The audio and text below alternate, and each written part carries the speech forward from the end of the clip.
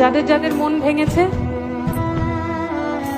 তাদের জন্য একটা কথা বলতে চাই যে এই তালাটাও ভালো, এই চাবিটাও ভালো, শুধু এই তালাটা এই চাবির জন্য না।